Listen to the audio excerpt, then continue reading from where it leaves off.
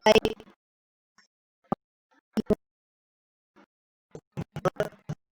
kali ini kami dari kelompok 5 akan menampilkan ataupun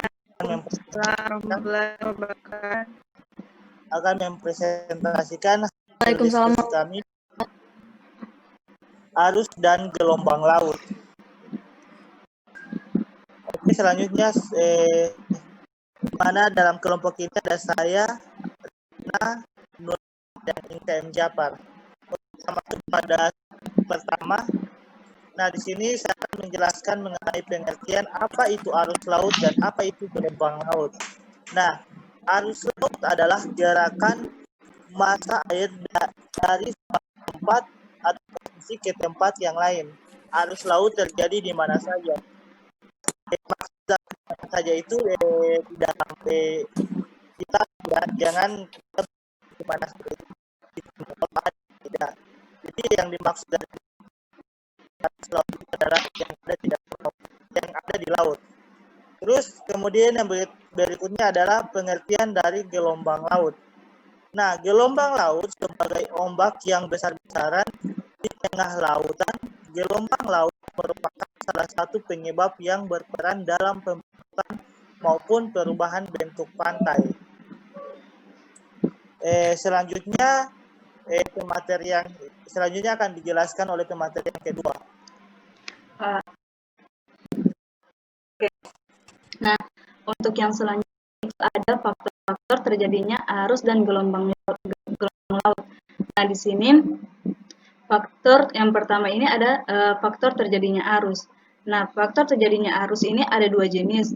Yang pertama itu ada faktor dari gaya primer dan ada dua faktor yaitu gaya primer dan gaya sekunder. Nah, gaya primer dia merupakan gaya yang menyebabkan gerak yang antara lain itu ada gaya gravitasi, ada gaya wind stress, dan juga ada tekanan atmosfer dan gaya seismik. Nah, sedangkan gaya sekunder dia merupakan gaya yang muncul akibat adanya gerak di antara lain itu ada gaya Coriolis dan juga gaya gesekan. Nah, kemudian terjadinya arus di lautan itu disebabkan oleh dua faktor, yaitu ada faktor internal dan juga faktor eksternal.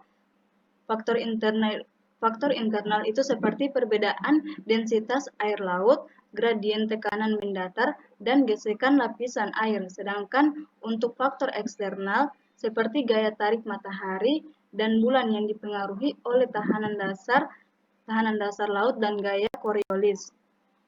Nah, dan yang kedua ada faktor-faktor pembentuk gelombang laut. Nah, di sini yang pertama adalah faktor angin. Angin yang bertiup di atas angin yang bertiup di atas permukaan laut merupakan pembangkit utama gelombang. Nah, dalam hal ini ada dua istilah yang menggambarkan gelombang di laut, yaitu ada sea wave dan swell.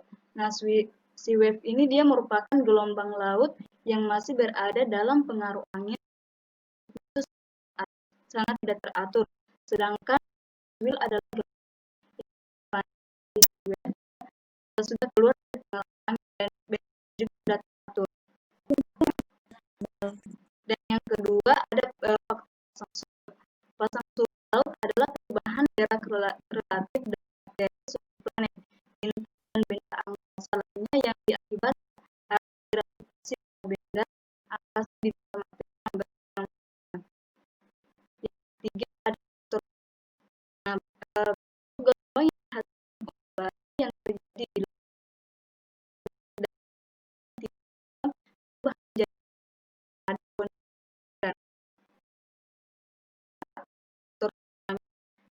gelombang tsunami merupakan bentuk gelombang yang dibangkitkan dari dalam laut yang disebabkan oleh adanya aktivitas vulkanis seperti letusan gunung atau maupun peristiwa patahan atau lempengan samudera atau yang disebut sebagai aktivitas tektonik.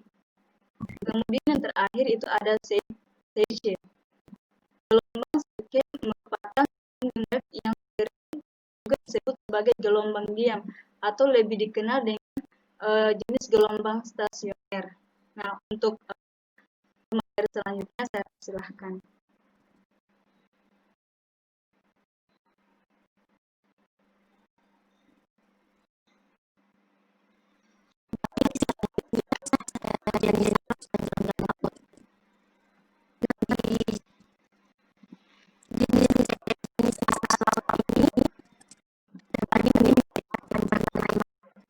Arus Ekman. Di arus Ekman ini merupakan arus yang disebabkan oleh gerakan angin. Kedua, arus pasang surut. Arus pasang surut merupakan arus yang disebabkan adanya gaya pembangkit patut. Yang ketiga, arus termohalin merupakan arus yang disebabkan oleh adanya perbedaan destinasi air laut. Yang keempat, arus geostafik merupakan arus yang disebabkan karena adanya gradient tekanan mendatar dan Coriolis. Nah, berikut gelombang laut. Di gelombang laut ini terbagi menjadi 4 jenis. Yang pertama itu gelombang katastrofik. Di gelombang katastrofik ini adalah gelombang laut yang berisi gelombang laut yang besar dari muncul secara tiba-tiba yang disebabkan oleh aktivitas gempa. Yang kedua, gelombang badai atau storm wave merupakan gelombang pasang laut yang tinggi ditimbulkan dari adanya hembusan angin kencang atau badai, yang juga disebut dengan storm surge. Gelombang badai ini menyebabkan kerusakan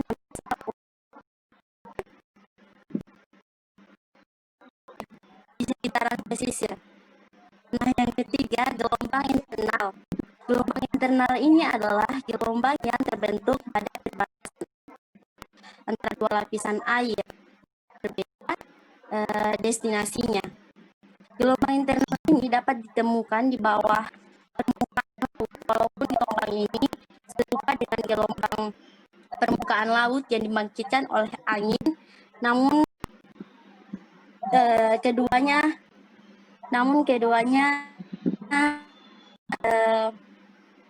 sama. Yang terakhir, gelombang stasioner. Gelombang stasioner ini bentuk gelombangnya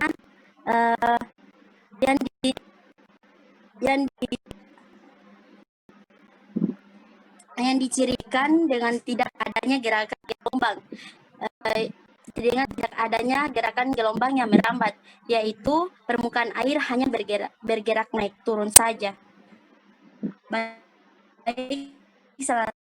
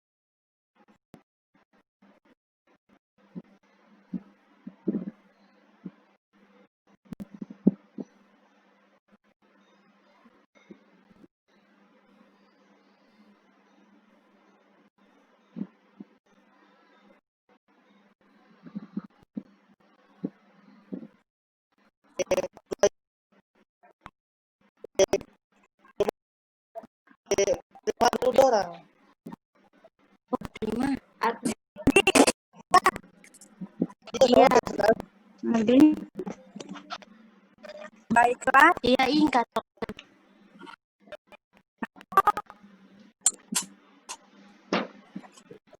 Iya, lanjutin Kak, lanjut.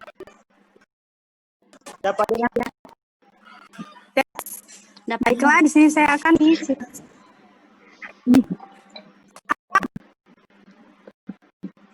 Lanjut saja Inka, lanjut. Lanjut saja Inka, lanjut. Inka. Baiklah, di sini saya akan melanjutkan materi mengenai sifat-sifat dan karakteristik gelombang laut. Ya, sifat-sifat gelombang laut yaitu dibagi atas 3. Dapat dengar? Ada. Sifat dan karakteristik gelombang laut. Yang pertama, sifat gelombang dibagi atas 3.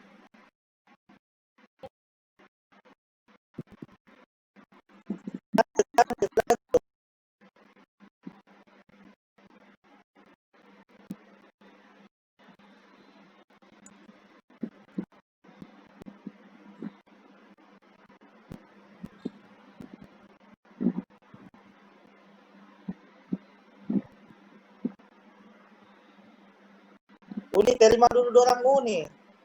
Oke.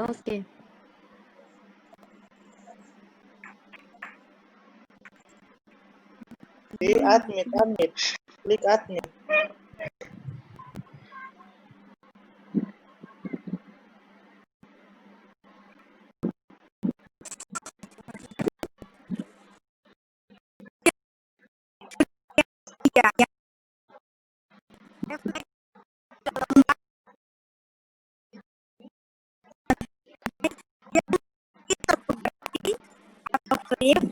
Ataupun suatu penghalang. Maksudnya di sini yaitu ketika gelombang datang dan menemui bentuk pantai penghalang, nantinya gelombang itu yang datang itu akan dipantulkan ke arah di mana gelombang itu berasal.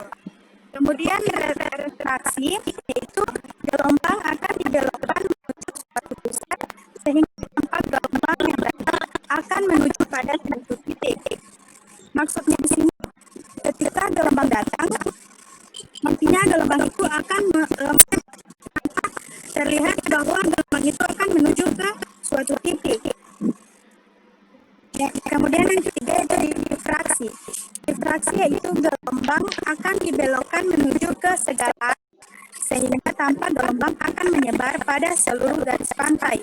Biasanya sifat difraksi ini pada saat gelombang akan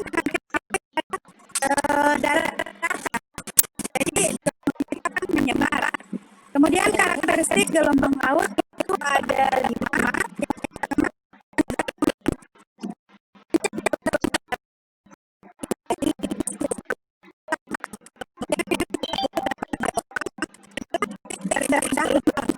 Yang karena yang ketiga itu pantul gelombang. Pantul gelombang ini adalah jarak gelombang atau buah gelombang.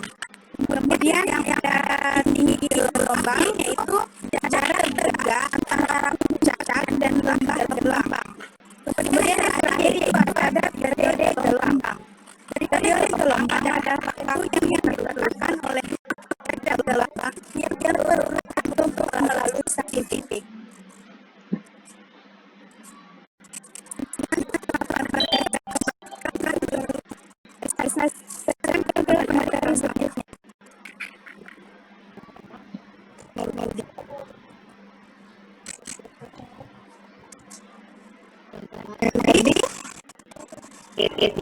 Bisa dengar?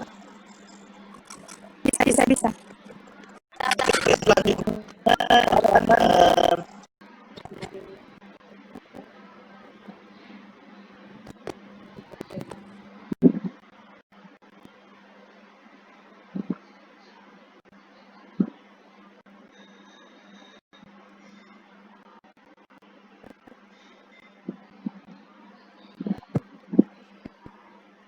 Aldi.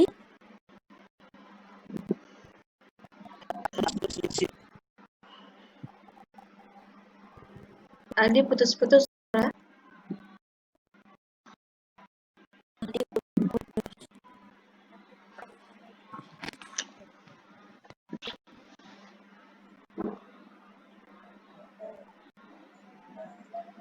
bisa dengar?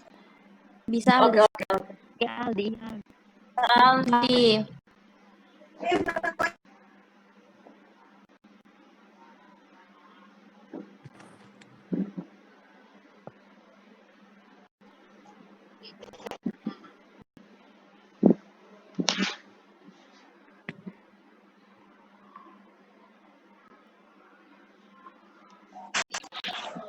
Halo, bisa dengar? Bisa dengar? Bisa Aldi. Bisa, bisa. Oke, kita lanjut. Pengukuran arus laut itu ada dua. Yang pertama adalah arus in situ. Nah, pengukuran arus in situ adalah secara in situ adalah pengukuran secara langsung dengan dua metode pengukuran, yaitu titik tetap atau euler dan metode dengan benda hanyut atau driver. Alat yang paling sederhana adalah menggunakan free floating. Rowboat dilepas di perairan dengan diikat sebuah tali dengan jarak tertentu, lalu diukur waktunya sampai tali tersebut menegang. Kecepatan arus bisa diukur dengan sedangkan arah yang bisa dicari dengan menggunakan kompas bidik. Kemudian yang kedua adalah satelit yang kedua adalah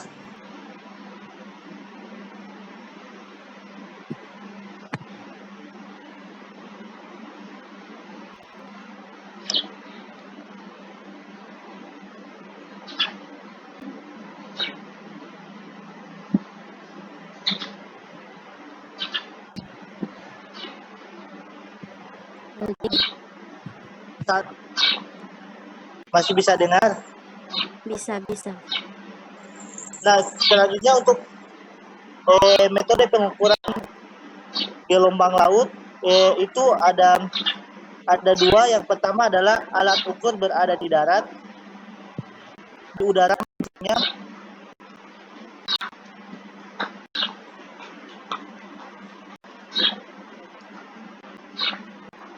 Lanjut.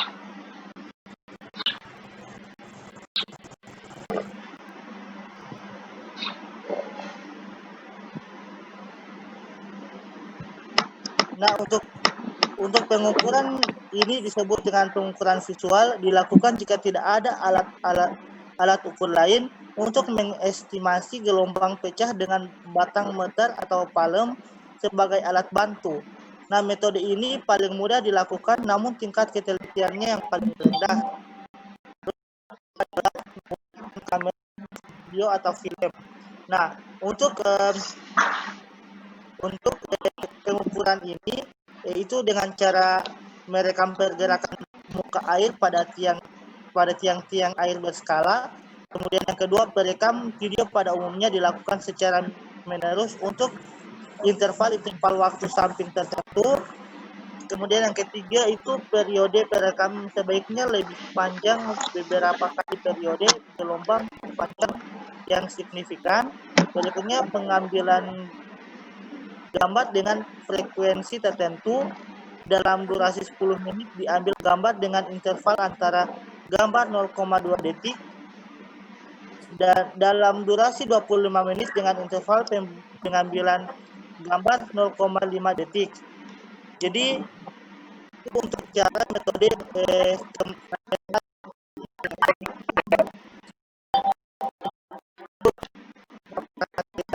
selanjutnya kami serahkan pada moderator. Siapa ya?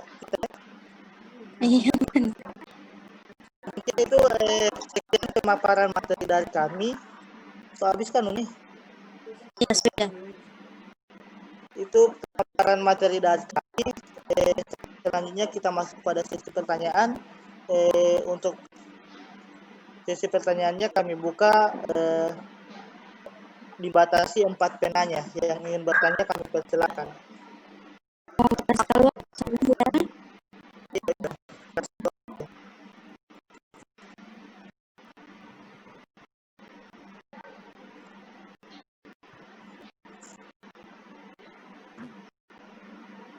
Sekali lagi yang ingin